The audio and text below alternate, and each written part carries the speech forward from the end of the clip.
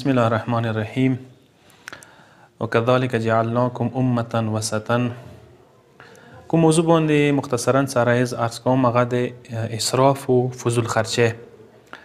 تقریبا ایمو معاشره کې ډېر داسې کسان دي چې هغه خپل زندګۍ کې ډېره فضول خرچي کوي، اسراف کوي، څه انتهایی مذمت شوی دی. قرآن کې، حدیثو کې اسلام ډېر مذمت کړی دی او حتی حرام هم کیدای شي ځینې وخت کې. او دا مسله معاشرتي مسله ده، اخلاقیات ده، اقتصادي مسله ده.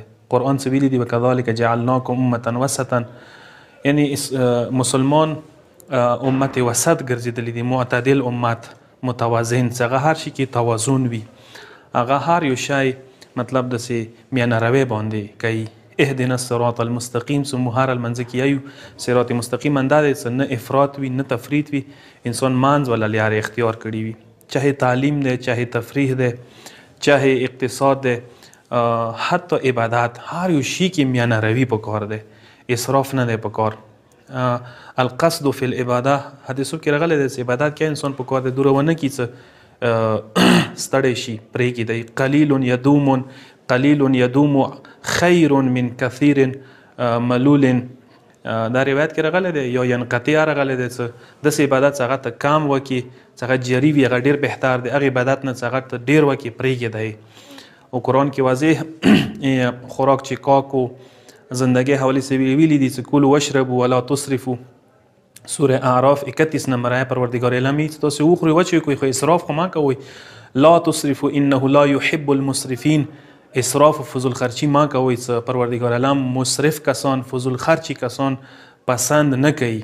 او نن سبا دنیا کې تاسو وکسئ، زه به خاص کر یو یورپ مثال درکوم چې کومه پیسه سپیو باندې، حیواناتو باندې خرچ کیږي، کنده پیسې غربت باندې، فقر باندې، غریبانۍ باندې خرچ کړي وي. نه صرف یورپ کې، افریقې کې، دنیا کې وځي کې به غریب نه و پاتې شوی. او که زه بیا خپلې معاشرې مثال درکوم چې د کوم ایمو ډېر داسې خونې دي، سرمایه‌دار کسان، پیسې والا کسان چې هغوی څخه ګودامونه ډاک دي، داسې سامانونه چې هغه استملایي نه، هغه ایښي دي انبارو کې، هغه یې ګودامو کې ایښي دي، سټور یې کړي دي، ونه مړه دي شي، ونه لاړ دي شي، پاتې دي شي، سامانونه خراب دي شي، منګک دي وخوري، ضایع دي شي، نو نه یې ورکوي هغو کسانو ته چې هغه مستحق دي. داسې جوانان شته دي چې هغوی ودونه نشي کوی، جهیز نشي خسته، جهیز والا سامان نشي خسته، واده ته تیاری نشي کیدای.